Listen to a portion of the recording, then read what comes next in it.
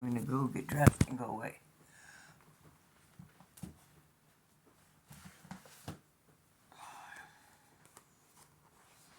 Need a box too.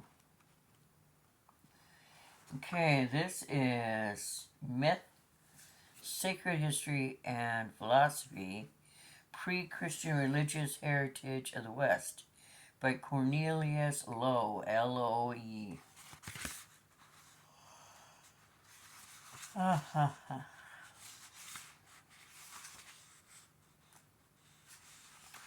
going to read the prefix. First chapter is Myth in Mesopotamian Religious Tradition. There are 4 chapters and they're thick with all sorts of nuances. So, History Lover's Dream.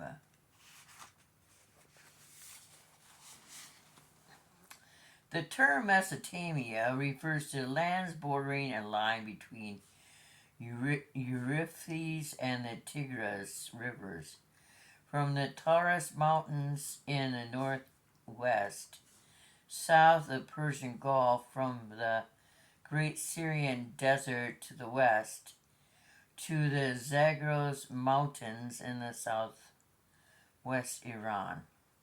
The arts of grain cultivation and stock breeding, the basis form economic necessity.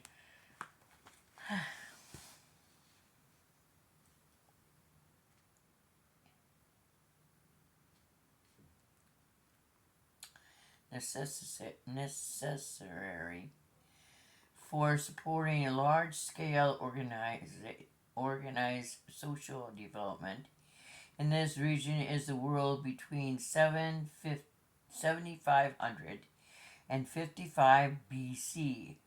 Footnote: see Joseph Campbell's The Mask of God, New York, 1959, for a fuller summary of this period. Campbell believes that these arts originated in the Near East and spread from there to other parts of the world. Settled village life and an efficient barnyard economy came during the next 1,000 years, along with the arts of pottery making, weaving, carpentry, and house building. 2 innovations in the field of plastic arts between 4500 and 3500 BC were especially interesting precursors. I mean, it goes before, precursors, precursor, to important features of the earliest urban communities.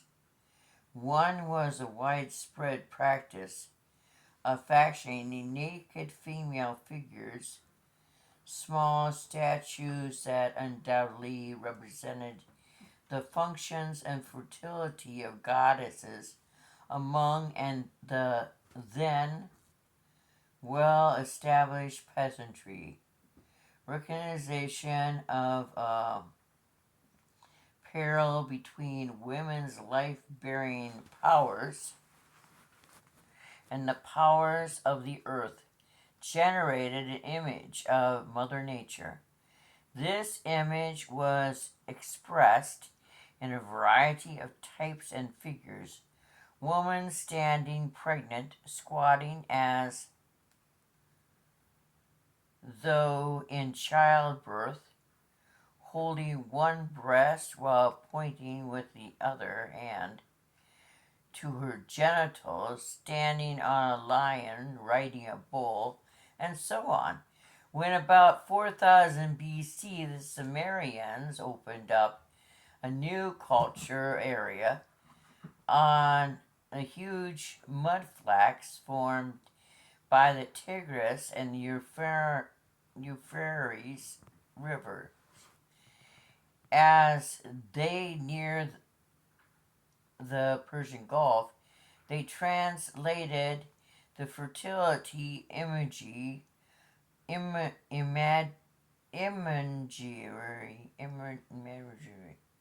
I can't say the word, sorry. I have a TBI. Imagery of the figures into temple architecture. The lack of wood and stone in the Delta area resulted in the invention of new building materials, sun-dried brick, impressive structures that they built were the first large-scale temples erected anywhere by anyone. Temple towers, later called ziggurats, the Syrian Babylonian word for top of a mountain, were artificial mountains with a sanctuary at the summit, and their symbolic meaning was closely related to the religious significance of the figures. The mountain's towers joined Mother. Must have been a preamble, so it's a preamble. Earth with Father Sky, which were pictured as a primordial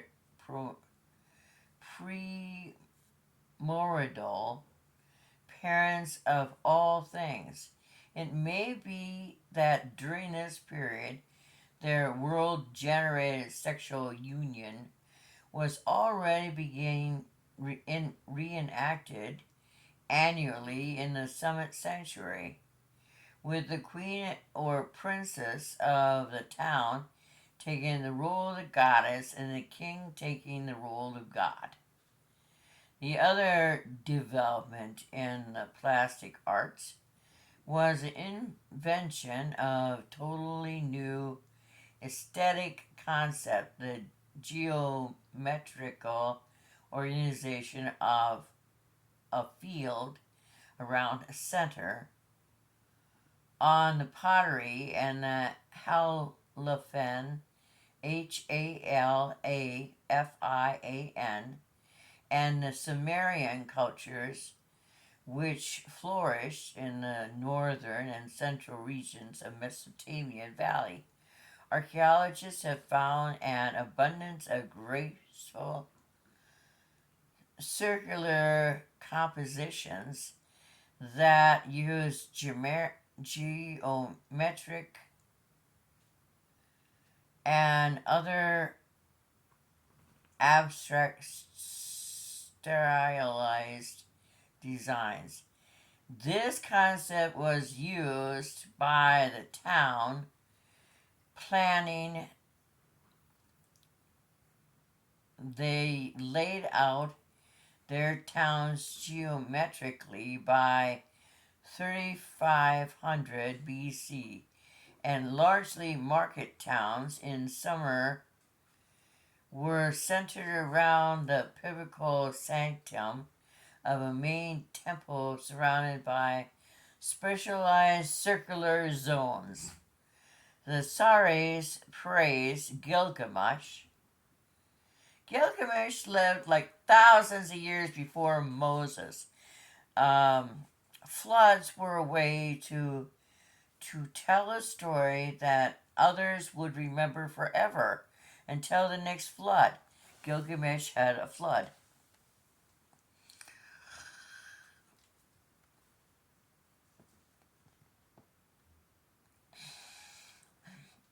Uruk, in the closing lines of Gilgamesh epic, C58, this design of concentrated circles, plus the further division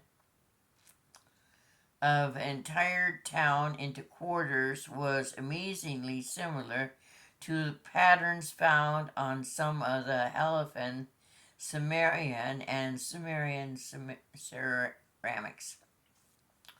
Archaeologists have discovered that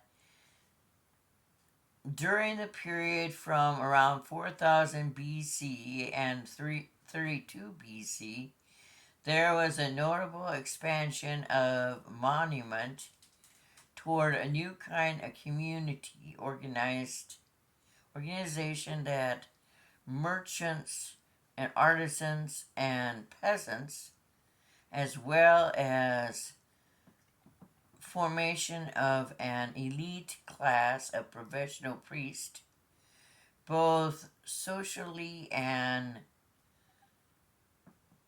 psychologically. The problems of bringing those groups into an orderly relationship with one other must have been increasingly serious. The form of community that was developed was a type of city-state. Let's see, it said page 58. So we go 58.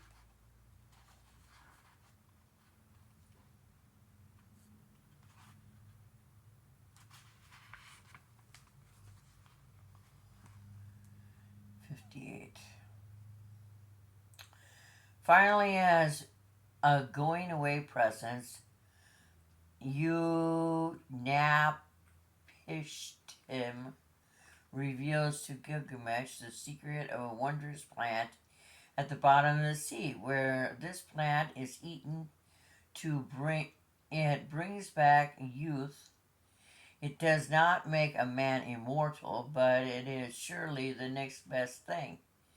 By tying stones to his feet, Gilgamesh managed to dive to the bottom of the sea and to come up with the precious plant. He decides to take it back to Uruk, where he with him, and to save it until he is very old. But on the way home, the plant is stolen by a snake, the lion of the ground. Gilgamesh weeps bitterly as he pours out his heart to Zur-Shanabi, for whom old Zur-Shanabi had his hands grown weary, for whom is my heart's blood spent. I have accomplished no good for myself, but I have befitted the lion of the ground. Eventually, Gilgamesh pulls himself together, and the two travelers complete their journey to Uruk, U-R-U-K. The epic ends as it began, with a celebration of the greatness of the city, but it's time. It is Gilgamesh himself who speaks the words of praise. Go up Zur-Shanabi, walk on the wall of Uruk, examine the terrace, look at the brickwork to see whether its bricks are not baked, and whether the 7 sages did not lay its foundations. One sar is city, one sar is garden, one sar is meadow, plus the area of Ishtar temple. Uruk is composed of 3 sars and the temple area. The final lines of the expression of resignation, perhaps best without doubt the protest against death, was made by the Ow!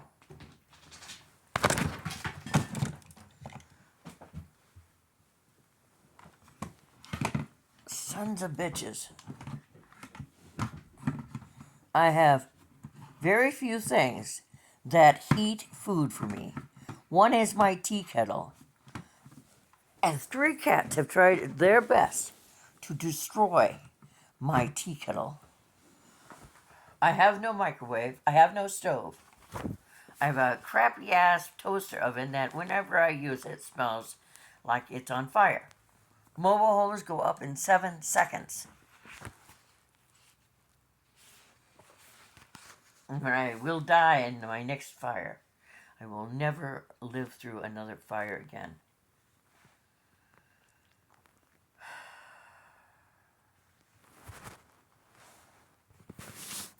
The theme of Gilgamesh epic, as well as the engaging manner in which we all present. What else did they knock down, the big old pigs?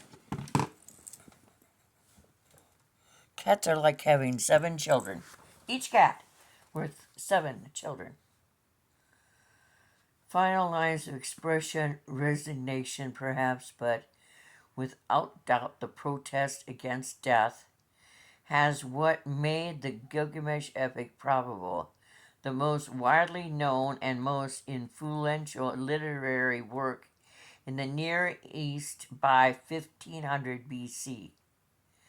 The theme of the Gilgamesh epic was, as well as engaging manner in which it was presented, caused it to be copied over and over again, to be translated into numerous languages, and to become influential in the formation of literary conventions.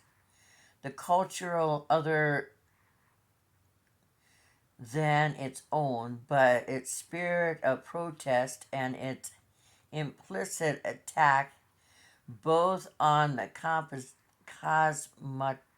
cosmology, conviction, and on the traditional myths through which the convention was communicated, apparently did not permeate the culture at large.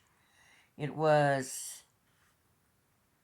a significant form of religious criticism, but never received encouragement or implication in any culture in the Mesopotamian Valley, so far as we know, prior to the reform of the Persian religion tradition by Zoroaster, for which of the people most of the time the cosmology conviction was effective, and the myths united men with the ultimate reality to which the cosmology conviction referred.